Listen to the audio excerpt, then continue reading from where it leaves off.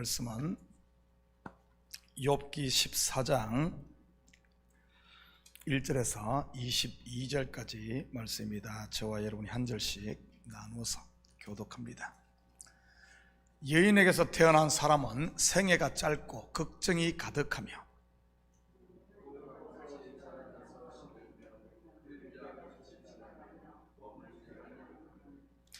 이와 같은 자를 주께서 눈여겨 보시나이까? 나를 주 앞으로 이끌어서 재판하시나이까?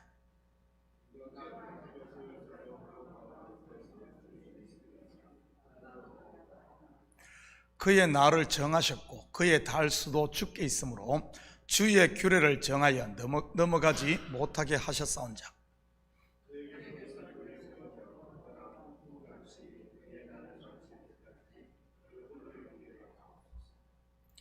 나무는 희망이 있나니 찍힐지라도 다시 움이 나서 연한 가지가 끊이지 아니하며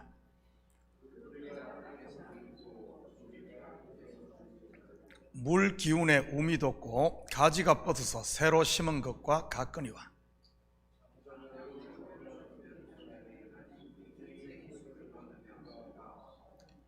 물이 바다에서 줄어들고 강물이 잦아서 마름같이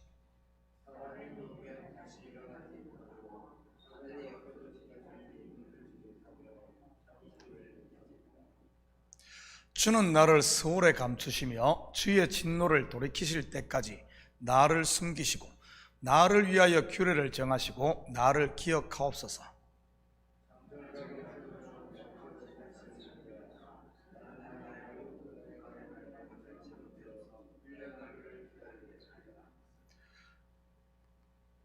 주께서는 나를 부르시겠고 나는 대답하겠나이다. 주께서는 주의 손으로 지으신 것을 기다리시겠나이다.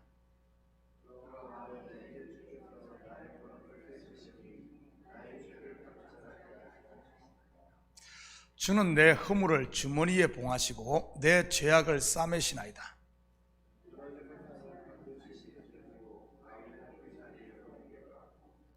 물은 돌을 닳게 하고 넘치는 물은 땅의 티끌을 씻어버리나이다. 이와 같이 주께서는 사람의 희망을 끊으시나이다.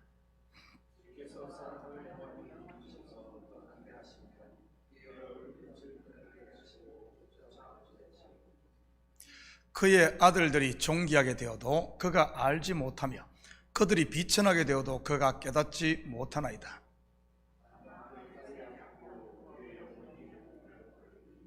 아멘. 좋은 아침입니다. 오늘 본문은 욥과 세 친구의 변론을 일단락하면서 하나님께 드린 욥의 기도입니다. 12장에는 욥의 친구 소발의 첫 번째 변론에 대한 욥의 답변을, 그리고 12장 후반부터 13장, 14장 전체가 하나님께 드리는 기도이지요.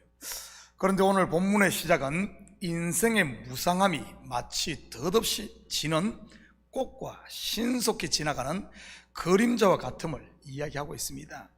마치 솔로몬이 지은 전도서를 보는 것 같다고는 할까요?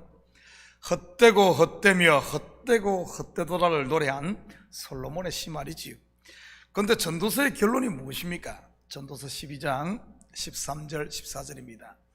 일의 결국을 다 들었으니 하나님을 경외하고 그의 명령을 지킬지어다. 이것이 모든 사람의 본분이니라. 하나님은 모든 행위와 모든 은밀한 것을 선악간에 심판하시리라. 심판받음으로 없어질 헛된 것들의 인생을 허비하지 말고 영원한 하늘의 것을 쫓아 살라는 것 아니겠습니까? 바로 하나님을 경외하고 그분의 말씀을 쫓아 사는 삶 말이지요. 마찬가지로 오늘 욥 또한 그 덧없음의 끝자락에서 한 줄기 빛 곧 부활을 대망하고 있는 것을 보게 됩니다. 물론 이것을 구속사로 보면 예수 그리스도의 죽음과 부활을 말하는 것이고요. 13절입니다. 주는 나를 스올에 감추시며 주의 진노를 돌이키실 때까지 나를 숨기시고 나를 위하여 규례를 정하시고 나를 기억하옵소서. 고대 히브리 사회에서 스올은 죽은 사람이 거하는 장소, 곧 무덤을 말하는 것입니다. 인생들의 죄에 대한 하나님의 진노가 쏟아진 곳이 바로 예수 그리스도께서 달린 골고다 언덕의 십자가 아닙니까? 그리고 서울 곧 무덤에 장사되어 3일 동안 계시지요. 본절의 욥의 기도로 설명을 한다면 그 3일은 하나님의 진노가 돌이켜지는 곧 가라앉는 기간인 것이고요. 그런데 이것을 영적으로 우리에게 적용을 한다면 어떻게 될까요? 우리 가운데 하나님의 진노가 쏟아지는 곳이 어디죠? 이것에 대해서는 제가 주일 로마서 강해를 통해 자세히 설명을 했습니다. 바로 불의로 진리를 막는 모든 불의와 경건치 않음입니다. 이러한 불의는 바로 다름 아닌 내 속에 남아있는 육신의 법을 쫓고자 하는 옛사람인 것이고요. 자기 자랑, 자기 의의를 토해내는 바로 율법 아래서 종로로 타고 있는 나 말이지요. 이것을 요한계시록에서는 처음 하늘과 처음 땅 그리고 바다라고도 하는 것이고요. 여기에 하나님의 진노가 임할 때 우리는 어떻게 해야겠습니까? 바로 주의 진노가 돌이킬 때까지 그리스도와 함께 서울 곧 무덤에 숨어야 하는 것이죠. 이것을 다른 말로 예수와 함께 십자가에 못 박히는 자기 부인 아니겠습니까? 이처럼 내가 부인되고 죽으면 하나님의 진노가 사라지고 대신 생명의 성령의 능력으로 다시 일으킴 받는 것입니다. 죽은 지 3일 만에 예수 그리스도께서 성령의 능력으로 부활하셨듯이 말이지요. 14절 15절입니다. 장정이라도 죽으면 어찌 다시 살리까? 나는 나의 모든 고난의 날 동안을 참으면서 풀려나기를 기다리겠나이다. 주께서는 나를 부르시겠고 나는 대답하겠나이다. 주께서는 주의 손으로 지으신 것을 기다리시겠나이다. 바로 부활 소망을 고백하는 것 아니겠습니까? 결국 욥과 세 친구의 첫 번째 변론의 마지막은 하나님 앞에서의 욥의 옛 자아의 죽음, 곧 내려놓음과 부활의 소망으로 막을 내리는 것을 볼 수 있습니다. 이처럼 성도는 어둠이 깊어지면 깊어질수록 아침을 기다리게 되는 것이지요. 그래서 하나님께서는 욥이 자기의 옛사람을 부인케 만들기 위해 한 명도 아닌 3명의 친구들을 붙여 철저하게, 또한 이 속된 표현으로 말하면 그냥 밟아버리는 것입니다. 여기에 나오는 세 친구 또한 다름 아닌 3일길을 말하는 것이고요. 아브라함이 자기의 독서자 이삭을 바치기 위해 모리아 산까지 걸었던 그 3일길 말이지. 그 3일을 통해 욥이 철저하게 율법에서 난 자기 의를 버리듯이 아브라함 또한 그랬던 것 아닙니까? 그러지 않고서 어떻게 100세에 낳은 독자 아들 이삭을 자기 손으로 죽일 수 있겠습니까? 에스더 왕비도 이 3일길을 걸었던 인물이고요. 아하수에로 왕 앞에 죽으면 죽으리라고 3일을 금식하고 나갔으니까요. 포로로 잡혀온 민족으로서 대페르시아 제국의 왕비가 되었던 에스더, 어떻게 그 자리를 잃을 수 있겠습니까? 그런데도 그는 자기 민족을 위해 3일길을 걸으며 그것을 내려놓을 수 있었던 것이고요. 물론 3일길을 걸은 이들의 결과는 새 하늘과 새 땅, 곧 죽었던 아들을 다시 찾는 이삭의 부활이요, 모든 유대인들을 학살을 했던 하만의 괴계를 파는 인생 역전, 곧 구해말 끝내기 홈런을 친 것이지요. 이 또한 그리스도의 부활을 예표하는 사건이었던 것이고요. 계속해서 16절 17절 봅니다. 그러온데 이제 주께서 나의 걸음을 세시오니 나의 죄를 감찰하지 아니하시나이까? 주는 내 허물을 주머니에 봉하시고 내 죄악을 싸매시나이다. 욥은 절망의 끝자리에서 부활 소망을 보았을 뿐만 아니라 보이지 않는 가운데 세미하게 일하시는 하나님을 감지하게 됩니다. 달려갈 때는 보지 못했던 것들을 한 발 한 발 느리게 걸어갈 때 새로운 것들을 보게 되듯이 말이지. 지금까지 승승장구하며 높은 곳으로만 다녔던 욥 아닙니까? 동방의 의인이요 최고의 부자로서 말이지요, 모든 사람들로부터 존경과 칭찬을 받으며 살았던 그였습니다. 그런데 지금 고난 가운데 이런 모든 그때 것을 벗어버리자 자기의 걸음을 세시며 자기의 죄와 허물을 짊어지고 계신 하나님을 발견하게 된 것입니다. 주는 내 허물을 주머니에 봉하시고, 무슨 말입니까? 바로 저와 여러분의 죄를 자기의 독생자 예수 그리스도께 짊어지게 한다는 이런 말 아닙니까? 욥은 고난의 끝자락에서 인생들의 죄를 대신 짊어지실 예수 그리스도를 발견한 것입니다. 아브라함이 모리아 산에서 외친 여호와 이레라고나 할까요?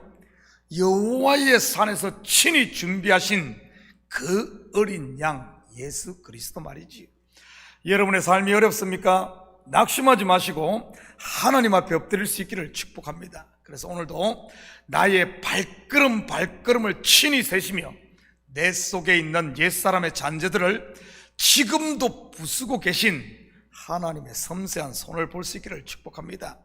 그러면 고난 가운데서도 자유할 수 있을 테니 말이지요.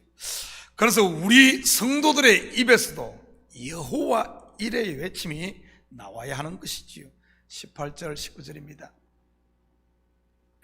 무너지는 산은 반드시 흩어지고 바위는 그 자리에서 옮겨가고 물은 돌을 닳게 하고 넘치는 물은 땅의 티끌을 씻어버리나이다. 이와 같이 주께서는 사람의 희망을 끊어버리시나이다. 무너지는 산, 흩어지는 바위가 무엇이겠습니까? 지금까지 욥이 붙들고 있었던 율법에서 난 자기의 아닙니까? 그리고 물이 돌을 닳게 하고 티끌을 씻어버림 또한 하나님께서 그의 이러한 스스로 난 의를 제거하시는 과정인 것이고요. 이렇게 함으로 지금까지 붙들고 살았던 세상의 곧 희망들을 다 끊어버리는 것입니다. 그리고 새롭게 열어주시는 것이 무엇이겠습니까? 바로 하늘의 소망인 것이지, 썩지 않고 쇠하지 않을 영원한 것 말입니다. 혹시 여러분 중에도 하나님이 무너뜨리고 흩으시며 씻어내는데도 그것 아깝다고 꽉 붙들고 놓지 못하고 있는 부분들은 없습니까? 사실 알고 보면 욥의 고난의 실체가 다름 아닌 바로 이것들이었던 것이고요. 마치 야곱이 그랬던 것처럼 말입니다. 야곱처럼 파란만장한 삶을 산 사람도 많지는 않을 것입니다. 왜 그가 그런 삶을 살았습니까? 바로 이름값 하느라고 그런 것이지요. 야곱의 이름의 뜻이 뭐죠? 움켜쥐다. 하나님은 놓으라고 하는데 계속 움켜쥐니 삶이 팍팍할 수밖에 없었던 것 아니겠습니까? 하나님과 겨루어 싸우고 있었으니 말이지. 그런다고 그 손을 끝까지 움켜쥘 수 있었던가요? 아닙니다. 결국에는 두 손 두 발 다 펴게 만들지요. 그때서야 하나님께서는 그가 다 안을 수 없을 만큼 전부를 안겨주셨던 것이고요. 혹시 삶이 힘들다고 느끼며 한숨으로 하루하루를 사시는 분이 계시다면 세상 탓, 팔자 탓 하지 마시고 주님 앞에 여러분의 손을 펴고 모든 짐을 내려놓을 수 있기를 축복합니다. 사람의 희망이 끊어져야 하늘의 소망의 문이 열리는 것이니까요. 사랑하는 성도 여러분, 오늘 하루도 여러분의 삶이 만만치 않다 할지라도 낙심하지 마시고 언제나 우리와 함께 동행하시는 하나님을 믿으시고 또한 그분의 임재를 매일매일 삶 가운데 경험함으로 새 힘을 얻어 오늘도 여러분의 삶이 윤택하고 풍성한 하나님 나라를 누리는 이런 복된 하루 되시기를 주님의 이름으로 축복합니다. 같이 기도하십시다. 사랑의 아버지 하나님, 참으로 감사를 드립니다. 맞습니다. 고난의 끝자락이 바로 소망의 문이 열리는 것을 보게 됩니다. 아버지 하나님, 그러기에 우리 성도는 낙심할 일이 없음을 다시 한 번 더 보게 하시고 오늘 하루도 우리의 삶에 주어진 현장에서 감사함으로 살 수 있는 저희들 되게 도와주시옵소서. 이 새벽 기도할 때마다 우리의 기도가 주님 앞에 온전히 연락되는 복된 기도 될 줄 믿사오며 이 모든 말씀 예수님의 이름으로 기도드립니다. 아멘.